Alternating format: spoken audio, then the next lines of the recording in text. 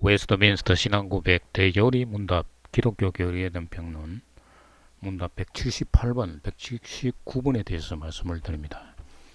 178번 기도란 무엇인가? 여기에 대한 답은 기도는 그리스도의 이름으로 성령의 도우심으로 말미암아 우리의 소원을 하나님께 바쳐 올리는 것인 바 우리 죄를 제보함과 그의 긍휼을 감사히 인정하면서 하는 것이다 라고 답을 하고 있습니다.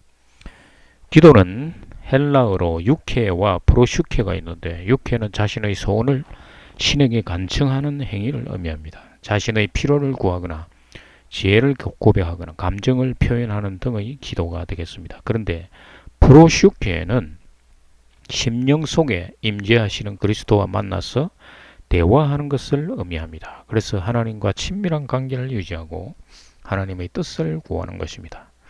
오늘날 신도들의 기도는 기복신앙으로 전환되어 기도의 본질이 왜곡되고 있다는 것입니다. 기도는 복음을 전하기 위해 심령 속의 하나님과의 대화를 하는 것인데 모든 기도가 복음과 연결되어야만 하는 것입니다.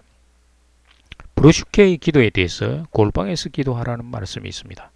마태복음 6장 6절에서 8절을 보면 너는 기도할 때 내 골방에 들어가 문을 닫고 은밀한 중에 계신 내 아버지께 기도하라. 은밀한 중에 보시는 내 아버지께서 갚으시리라. 또 기도할 때에 이방인과 같이 중언부언하지 말라. 그들은 말을 많이 하여야 들으실 줄 생각하느니라. 그러므로 그들을 본받지 말라. 구하기 전에 너희에게 있어야 할 것을 하나님 너희 아버지께서 다 하시느니라. 골방은 헬라어로 타메이온인데 심령 속의 지성소를 의미합니다. 성도의 심령 속에 새 성전이 세워지면 그리스도께서 그곳에 임재하여 들어가는 것입니다. 그래서 제사장인 성도가 그리스도와 만나는 것입니다.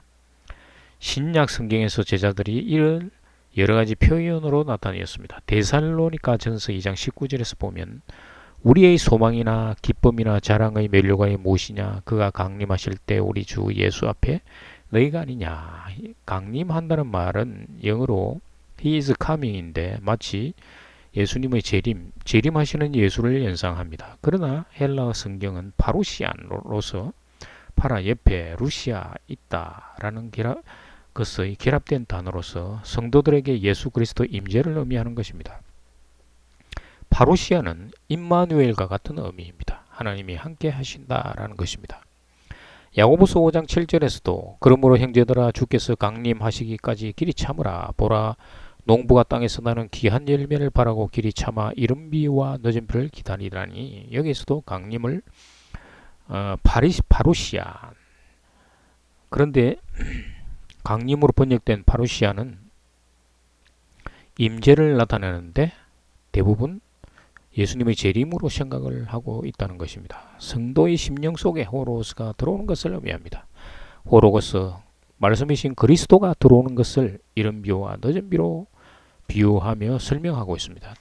또 한 사례는 베드로후서 1장 15절에서 우리 주 예수 그리스도의 능력과 강림하심을 너희에게 알게 한 것이 교모이 만든 이야기를 따른 것이 아니요 우리는 그의 크신 위엄을 친히 본 자라. 파루시아는 예수님의 강림이 아니라 옆에 계시는 임재를 의미하는 것입니다. 그의 크신 위엄을 본 것은 베드로가 요한, 야고보와 함께 베나산에서 모세와 엘리야와 대화하는 예수 그리스도의 몸이 빛처럼 빛나는 변화의 광경을 목격한 것을 의미합니다. 이런 놀라운 광경을 베드로가 목격했는데 바로 이것이 성도 안에 임재하는 파루시안이라고 말하는 것입니다. 베드로는 하나님의 임재뿐만 아니라 하나님의 음성도 들었다는 것입니다. 베드로는 성도에게 그리스도가 임재했을 때 하나님의 음성을 듣는 것과 연결시키려 하는 것입니다. 베드로후서 1장 19절에서 또 우리에게 더 확실한 예언이 있어 어두운 데를 비추는 등불과 같으니 날이 새어 샛별이 너희 마음에 떠오르기까지 너희가 이것을 주의하는 것이라 옳으니라. 확실한 예언은 그리스도께서 성도 안에 계셔서 그의 말씀에 순종할 때 성도는 그의 음성을 들을 수 있다는 것입니다. 엘리야가 세밀한 주의 음성을 들은 것처럼 성도도 그렇게 되는 것입니다. 어둠에서 비추는 등불처럼 밤을 지나 새벽의 여명에 빛나는 샛별처럼 성도의 마음이 그러할 때 간절히 기도하는 가운데 하나님의 음성이 이렇게 들려오는 것입니다.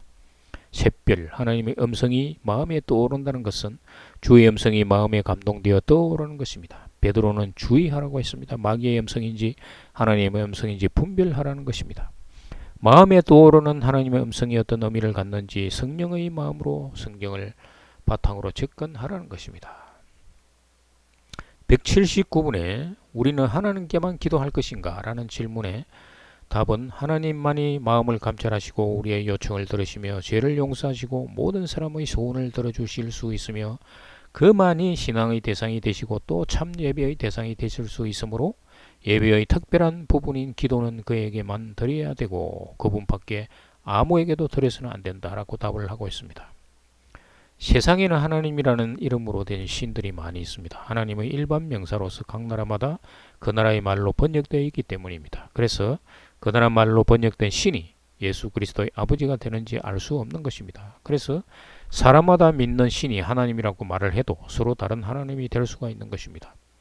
따라서 기도는 참 하나님에게만 해야 되는 것입니다. 이스라엘 백성도 우상을 내세워 하나님이라고 예배하고 기도했던 사실이 있습니다. 하나님은 이스라엘 백성들에게 말라의 선지자 말라기를 통해서 제사를 받은 적이 없다고 말씀하신 것입니다.